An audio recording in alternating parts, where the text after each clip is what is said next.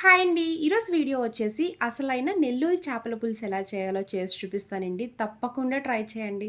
ఒక్కసారైనా టేస్ట్ చేయాల్సిన చేపల పులుసు అండి. రుచి చూస్తే నిజంగా సూపర్ ఉంటది.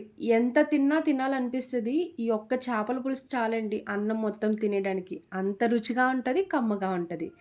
రీసెంట్‌గా నేను ఒక ఫంక్షన్‌కెళ్ళినప్పుడు అక్కడ అన్ని నాన్ వెజ్ రెసిపీస్ పెట్టారండి. అందులో నెల్లూరి చేపల పులుసు కూడా ఉంది. అక్కడ వాళ్ళని అడిగి కంప్లీట్ డీటెయిల్స్ కనుక్కొని నేను ఫస్ట్ టైమ్ ట్రై చేశాను. టేస్ట్ అయితే అద్భుతంగా వచ్చింది. సో, డెఫినైట్‌లీ ట్రై చేయాల్సిన రెసిపీ. ఈ నెల్లూరి చేపల పులుసు ఎలా చేయాలో ఒకసారి చూద్దాం రండి. ఇప్పుడు పులుసు పెట్టుకోవడానికి ముందుగా చేప ముక్కలు తీసుకొని శుభ్రంగా వాష్ చేసుకోండి. కొంచెం పసుపు, రాళ్ళుప్పు వేసుకొని వాష్ చేసుకోవడం వల్ల నీ స్మెల్ అనేది అస్సలు రాదు.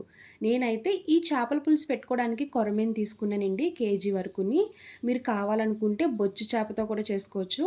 ఈ నెల్లూరి చేపల పులుసుకి బాగా ఫేమస్ అయితే కొరమేనుతో అయితే చాలా బావుంటది. ఇప్పుడు స్టవ్ ఆన్ చేసి ఇలా కడాయి పెట్టుకున్నాక పావు టీ స్పూన్ జీలకర్ర, పావు టీ స్పూన్ ఆవాలు వేసుకోండి. పావు టీ స్పూన్ మెంతులు, హాఫ్ టీ స్పూన్ ధనియాలు వేసుకోవాలి. కేజీ కొరమేనుకి చేసి చూపిస్తున్నానండి. ఇలా కొంచెం కొంచెం వేసుకుంటే సరిపోద్ది. ఇవన్నీ వేసుకున్నాక మెంతులు లైట్‌గా కలర్ చేంజ్ అయ్యే వరకు దోరగా ఫ్రై చేసుకోండి.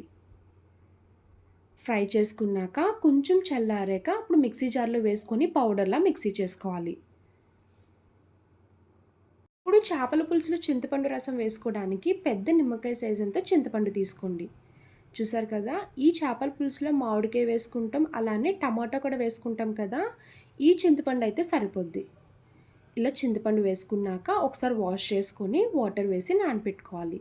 మీకు ఇంకా తొందరగా నానిపోవాలనుకుంటే హాట్ వాటర్ వేసుకొని నానపెట్టుకోండి. ఇప్పుడు చేపల పులుసు చేసుకోవడానికి స్టవ్ ఆన్ చేసి ఇలా కడాయి పెట్టుకున్నాక ఆయిల్ వేసుకోండి. ఎప్పుడైనా చేపల పులుసు పెట్టుకున్నా, చేపలు ఎగురు చేసుకున్నా కడాయి అన్నది ఎడల్పుగా ఉన్నది చూసుకోండి. అప్పుడే తిప్పుకోవడానికి బావుంటది. చేప ముక్క అనేది ఎక్కడ బ్రేక్ అవ్వకుండా నీట్‌గా వస్తది. ఇందులో పావు టీ స్పూన్ ఆవాలు, పావు టీ స్పూన్ మెంతులు, 2 వరకు ఎండుమిరపకాయలు కట్ చేసుకొని వేసుకోవాలి.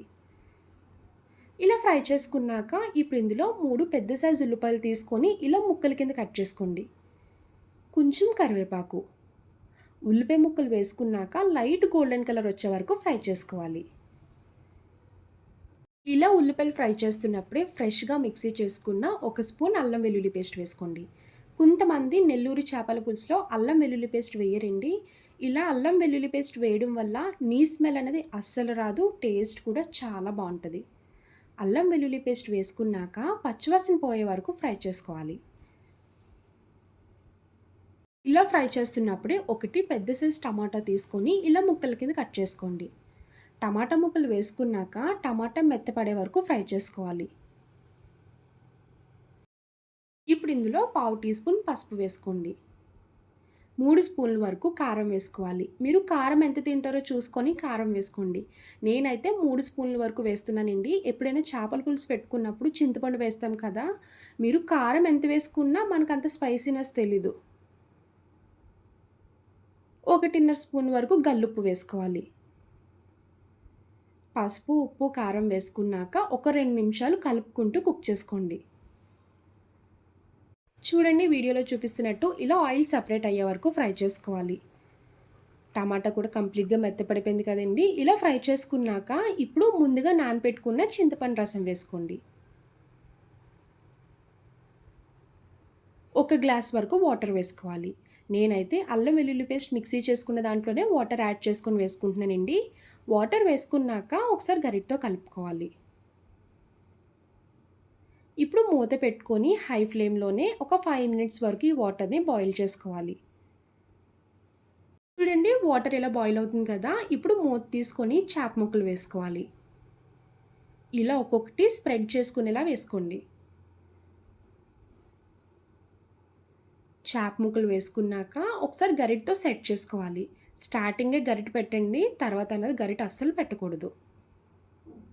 ఇప్పుడు మూత పెట్టుకొని మీడియం ఫ్లేమ్‌లో 10 నిమిషాలు కుక్ చేసుకోవాలి. పులుసు ఇలా బాయిల్ అవుతున్నప్పుడే 4 పచ్చిమిర్చి ఘాట్లు పెట్టుకొని వేసుకోండి. ముందుగా మిక్సీ చేసుకున్న మెంతులు, ధనియాల పొడి కూడా వేసుకోవాలి. ఇప్పుడు మూత పెట్టుకొని ఇంకొక 5 మినిట్స్ కుక్ చేసుకోండి. పులుసు అయితే ఆల్మోస్ట్ రెడీ అయిపోయిందండి. ఎప్పుడైనా మామిడికాయ ముక్కలు వేసుకున్నప్పుడు పులుసు ఒక 80% కుక్ చేసుకున్నాకే అప్పుడు వేసుకోండి. మామిడికాయ తొందరగానే కుక్ అయిపోద్ది కాబట్టి ఈ టైంలో వేసుకుంటే సరిపోద్ది. ఇప్పుడు కొంచెం కొత్తిమీర చిన్నగా కట్ చేసుకొని వేసుకోండి. మెయిన్ నెల్లూరి చేపల పులుసుకి మామిడికాయ హైలైట్ అండి. కంపల్సరీ వేసుకోండి. టేస్ట్ అయితే సూపర్ ఉంటది. ఇలా కొత్తిమీర, మామిడికాయ ముక్కలు వేసుకున్నాక మూత పెట్టుకొని ఒక 2 నిమిషాలు కుక్ చేసుకోండి. గరిట అస్సలు పెట్టకండి. చూసారు కదా వీడియోలో చూపిస్తున్నట్టు ఈ విధంగా తిప్పుకోవాలి. చూడండి వేడి వేడి నెల్లూరి చేపల పులుసు రెడీ అయిపోయింది. ఇలా వేడి వేడిగా చేపల పులుసు, వేడి వేడి అన్నం కలుపుకొని తినండి. అబ్బా! అమృతంలా ఉంటది. చేపల పులుసు ఎప్పుడైనా అప్పటికప్పుడు తినే కన్నా మరుసటి రోజు తింటే చేపల పులుసు ఊరి అందులో మామిడికాయ వేసాం కదండీ! టేస్ట్ అయితే ఇంకా చెప్పనక్కర్లేదు. స్వర్గంలా ఉంటది. చాలా అంటే చాలా బావుంటదండి. ఈ చేపల పులుసు చూస్తుంటే మీకు నోట్లో నీళ్లు ఊరిపోతున్నాయి కదా! ఇంకా లేట్ చేయకుండా సమ్మర్ వచ్చేసింది కదండీ! మామిడికాయలు ఎక్కడ పడితే అక్కడ కనిపిస్తున్నాయి. మామిడికాయ తెచ్చుకొని, చేప ముక్కలు తెచ్చుకొని ఇలా నెల్లూరు చేపల పులుసు పెట్టుకోండి. జనంలో ఒక్కసారైనా ఈ చేపల పులుసు రుచి చూడాల్సిందే. చాలా అంటే చాలా బావుంటదండి. తప్పకుండా ట్రై చేయండి. అందరికీ నచ్చుతది. చూసారు కదా నెల్లూరు చేపల పులుసు. నా వీడియో మీకు నచ్చితే లైక్ చేసి షేర్ చేయండి. ఫస్ట్ టైమ్ చూసేవాళ్ళు ఎవరైనా అయితే ప్లీజ్ అండి నా ఛానల్ సబ్స్క్రైబ్ చేయండి. బాయ్ అండి.